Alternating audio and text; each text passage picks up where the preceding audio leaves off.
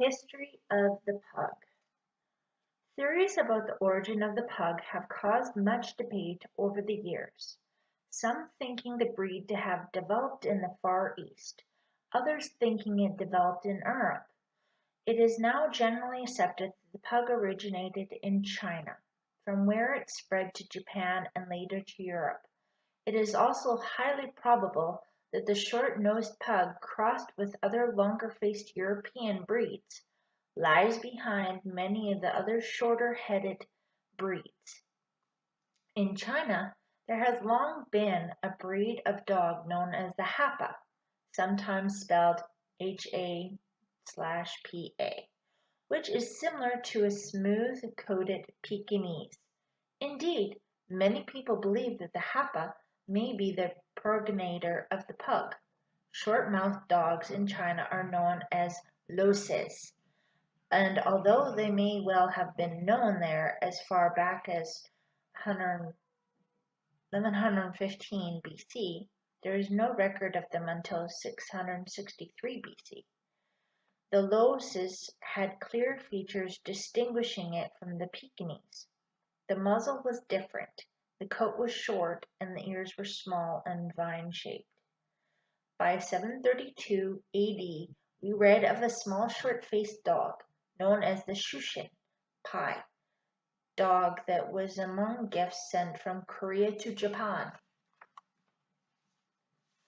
The name Pug.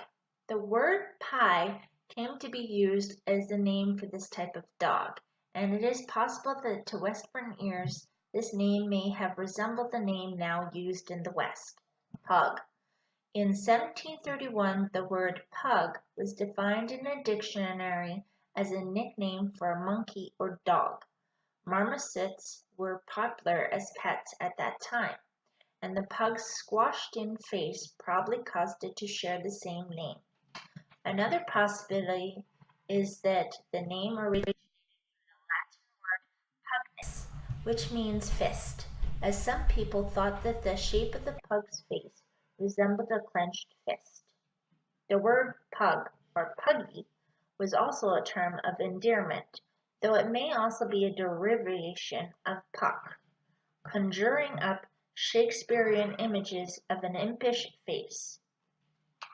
In some continental countries, the pug is still known by the rather quaint name mops, which comes from the Dutch word mopschend.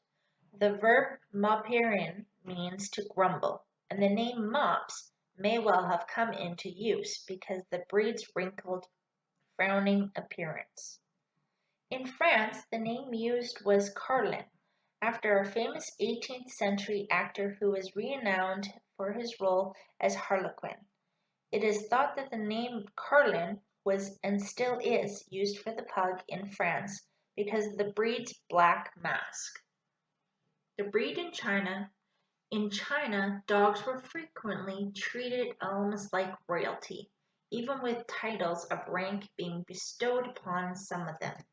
They were carefully guarded, and many had servants employed to care for them, and to see that they enjoyed every comfort. Understandably, the pug was owned primarily by those within court circles or from the ruling classes of the country, and often the dogs were treated primarily as ornaments. The pug enjoyed great popularity in China at least until the 12th century, but from then on interest appeared to wane, and there was little mention of the breed until early in the 16th century. The pug comes west. It is now generally accepted that the pug originated in the Orient and eventually appeared in Europe, much resembling the breed known there today. Many people believe that the pug descended from the mastiff breeds, which ancestors such as the fighting dogs of ancient Greece. Certainly in Europe there were some extraordinary crossmating in years gone by, with the bulldog among others, but in China the aim was certainly to breed dogs as true to type as possible. It is these that formed a firm foundation for today's pug. Before reaching the West, the pug was popular throughout Asia, and it seems to have wended its way to Europe via Russia. The aunt of Russia's Catherine the Great was reputed to have kept a score of pugs and the same number of parrots in a single room. Perhaps equally fascinating is the picture conjured up in our minds when we learn that several of this princess's dogs always accompanied her to church. The pug has been very much connected with Holland, for it has been very popular there, though in the early years they were known as Dutch Mastiffs. This name may help explain the confusion that arose over the breed's origin. Pugs from Holland were certainly destined to have a great influence on the spread of the breed throughout Europe. The Dutch East India Company played an important role in trade with the Orient. It is clear that on many of the ship's return journeys, both pugs and Pekingese were brought back as precious cargo. It is a pug that is reputed to have saved the life of William the Silent when at Hemingway. Around 1572, the prince was under surprise attack from Spanish troops. When the pug heard the noise of the troops, he made a great noise, scratching and crying, and leapt upon the face of the prince to waken him. From then on, the prince always kept such a dog, and subsequently, pugs were the favorite breed at the Dutch court. The pug goes to England. The grandson of William the Silent was William of Orange, who went to England with his wife Mary in 1688. To take the throne with the couple came many pugs, each wearing an orange ribbon around its neck to donate its connection to the royal house of Orange. The breed quickly found favor in England, where it soon became known as the Dutch pug, although later pug or pug dog was the name used. In 18th century Britain, the pug became highly fashionable not only at court but also among people of quality. Indeed, when ladies ventured outdoors, it was quite the dawn thing for them to be accompanied by a turbaned servant and a pug. Charlotte, wife of George III, 1760 to 1820, was also inordinately fond of the breed and had many, one of which is depicted in a painting hanging in Hampton Court. However, by the end of the reign of George IV in 1830, the pug was no longer fashionable and by the middle of the 19th century had fallen into decline. The decline of the pug was by no means averted by the author Taplin, who wrote of the pug, applicable to no sport, appropriated to no useful purpose, susceptible of no predominant passion. Such comments could surely not have served to enhance the popularity of the breed, that all too quickly became known, rather contemptuously, as an old lady's pet. But the pug did not remain out of favor for long, thanks in part to Queen Victoria, who was such an ardent dog lover and who owned pugs among several other breeds. It is likely that her earliest pugs were given to her by royal relations on the continent.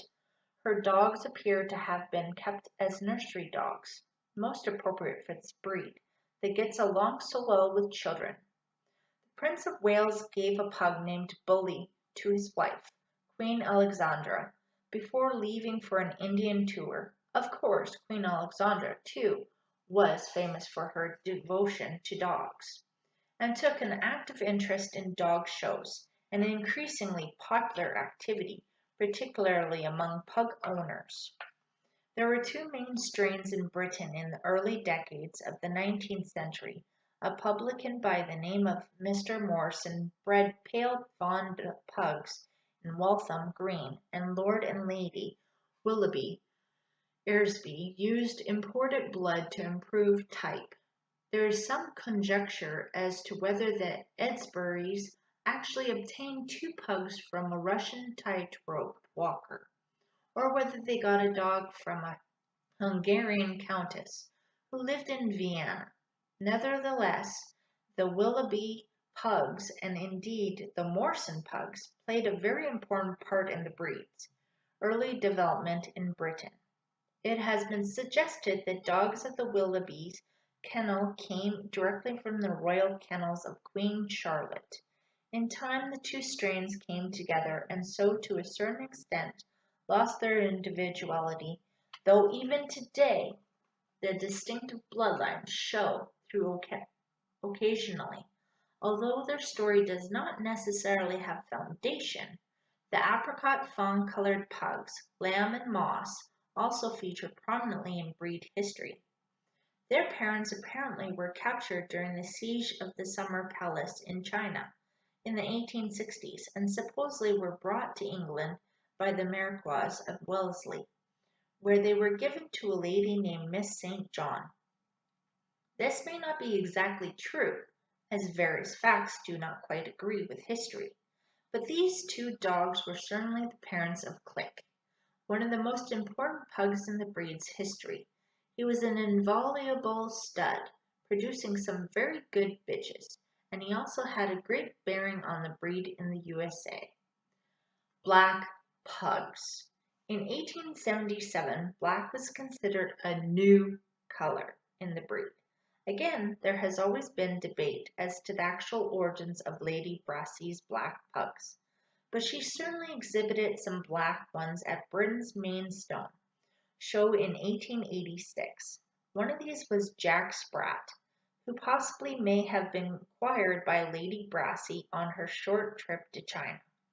However, although black was then claimed as a new color, we know from the paintings of William Hogarth that blacks existed before then. Hogarth's House of Cards, painted in 1730, depicts a black pug. 100 years later, Queen Victoria owned a black pug that was marked with white. The latter, though, may have been brought into England, perhaps as a gift to the Queen from China. It has been said that black pugs had been bred for many years earlier in England, but because they had been bred from apricot fawns, they were considered mutations and thus destroyed at birth. It is also possible, however, that such blacks were not true blacks, ebonies, but instead were smuts, so were not considered attractive. In 1896, efforts were made to show the black pug as an English-made variety, but despite considerable support, this was not allowed. There was a very well-known black pug who was known as the singing pug. Apparently, when given a chord of the piano or by humming, he could pick up the note and sing most tunefully. The black pug certainly had its admirers, and in 1902 were reported as having been sold to franchisers in New York for a sum totaling 350 quin. The pug in art. Many artists have incorporated the charming little pug in their paintings, and from these paintings we have a good indication of the quality of dogs at the time. Goya portrayed some lovely examples of the breed, and from these we can tell that the quality of the breed in Spain was high. William Hogarth, 1697 to 1764, owned a pug. His self-portrait is well known, depicting the artist with his dog. He also included pugs in other portraits and conversation pieces. Renegal is another artist, renowned as an animal painter, who portrayed the charming pug in his work. Many early dog books include engravings of this adorable breed, though not all of these engravings have been well thought of by breed enthusiasts. Although there are many other portrayals of note, Blonde and Brunette, painted by Charles Burnton Barber in 1879, is one of my favorites, depicting a young lady engrossed in her book while her pug rests comfortable in her arms. Meissen or Dresden porcelain is also famed for its portrayal of the pug. Indeed, the pug must surely rank among one of the most popular breeds of dog portrayed in porcelain and other collectible items. Most of those from the 18th century fetch very high prices, and even those from the 19th century are increasingly scarce. Sometimes such renderings are discovered of pugs with cropped ears, and many have bells around their collars, making them even more charming. The pug comes to America. Although we lack documentation on the arrival of the first pugs to America, we do know that some dogs were in the country shortly after the Civil War. The breed gained attention because of its uniqueness, and during the 1800s, many pugs were shown. The breed gained recognition from the American Kennel Club, the AKC, in 1885 and was classified in the toy group as it is in other countries around the world. The breed fell into relative obscurity at the turn of the 20th century as other breeds gained favor, many of which were exotic imports at the time. Breeders on the East Coast began stirring up interest in the pug again, and by 1931 a club was formed. 20 years later, the Pug Dog Club of America, PDCA, the current parent club for the pug, was established as the breed's principal promoter and protector in the U.S. The first members of the PDCA were prominent pug people such as Dr. Nancy Reiser, Philomena Doherty, Mrs. Joseph Rowe, Susan Bellinger, Dr. James Stubbs, Ralph Adair Mary Lou Mann, Miriam Dock, Mr. and Mrs. John Madore, and J. Hartley Mellick, Jr. By the 1940s, pug breeders began producing consistent winners. Such kennels as Catawba, Winnipugs, Paramount, Gin, Ricky, Lukey, Lucky, Ace, Calavone, and others began to dominate the show, seen in North America. The following decade, breeders such as Philomena Doherty, Frederick Soderberg, Mrs. Edwin Pickard, Gordon Winders, and Rolla Baylock produced top winners, including an early Best in Show winner, Pug Home, Peter Punkeneater, to add to the growing pug fraternity, Peter and Crowlin Standish, Anne Crowley, Shirley and Rain Thomas, Esther and Gus Wolfe, Hazel Martins, Barbara Manella, and Agnes Minor represent just some of the important breeders responsible for the pug's climb to fame in the U.S. in the 1960s and 1970s.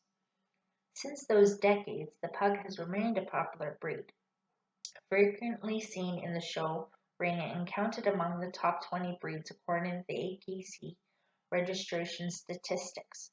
Although the pug is not as flashy and intense as other top contenders in the toy group, including his relatives, the Pekingese and Shih Tzu, the breed does well in conformation shows and has racked up an impressive number of Best in Show awards over the years. In 1981, the first pug ever to win the famous Westminster Kennel Club show was named Dundas Favorite Woodchuck, owned by Robert A. Hausner. To date, Chucky, as his friends called him, is the only pug to receive this great honor. He was bred by Miss W. U. Braley and Miss R. D. Hutchinson, and was handled to the win by Robert Barlow.